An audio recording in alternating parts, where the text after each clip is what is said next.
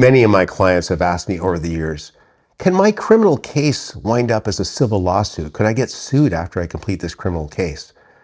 The answer is absolutely yes, you can. This is a very interesting topic because there's different burdens of proof, you see. In a criminal case, the Crown's trying to prove beyond a reasonable doubt that you're guilty of a crime, such as sexual assault or impaired driving causing death, for example. Whereas in a civil lawsuit, the other side, the aggrieved or party who's the victim, they're suing you for financial compensation. And the burden of proof is much less. So for example, you may win your criminal trial. Let's say you have an allegation of sexual assault and the jury finds you not guilty, but it's a close call case. Well, the other sides can still decide to sue you because it's a lesser burden. Think of O.J. Simpson, for example. He was acquitted of murder, but the other side successfully sued him and got a very large judgment award, which they attempted to pursue over the years and got some degree of money from it. So this is a very interesting topic. The other thing that goes on here, let's say you did a sexual assault and you admit your guilt and you plead guilty to it in criminal court. Well, that admission, that can be used against you in the civil proceeding. Now the other side doesn't even have to prove that you did a sexual assault. This is called a prima facie admission of guilt. So all the other side has to do in that point is prove that the damages, how much the sexual assault's worth in terms of pain and suffering, loss of income, and psychological damages.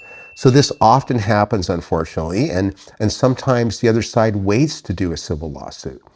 A lot of personal injury lawyers who victims go see them and say, well, let's wait to see how the criminal proceedings go. We can get full discovery of the case. It's a public record. And we'll see if the other side pleads guilty and how the trial goes.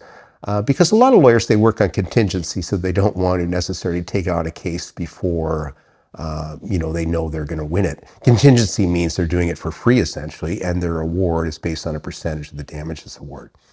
Now, the other thing you have to watch out for is this.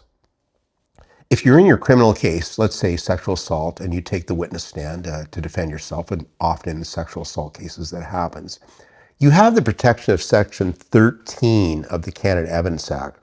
So if you, for example, incriminate yourself, let's say you do that inadvertently or mistakenly, that cannot be used against you in a subsequent proceeding, which means in the civil lawsuit, if you admitted the sexual assault in the criminal case somehow or just inadvertently, that cannot be used against you, but the non-incriminating aspects of it can to be used to cross-examine you.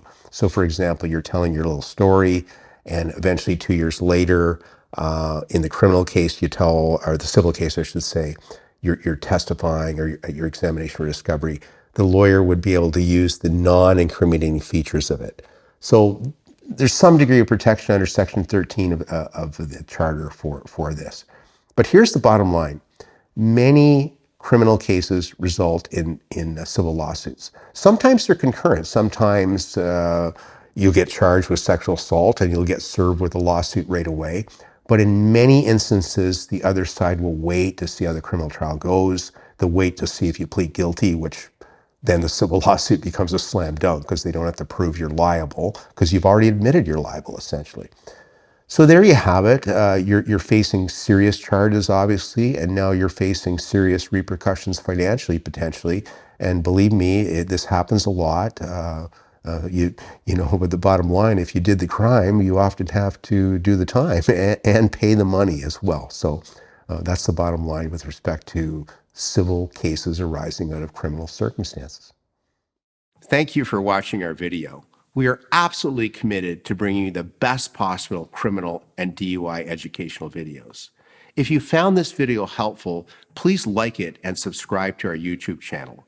If you've been charged with a criminal offense in Ontario and require our services, please click on the link in the description below.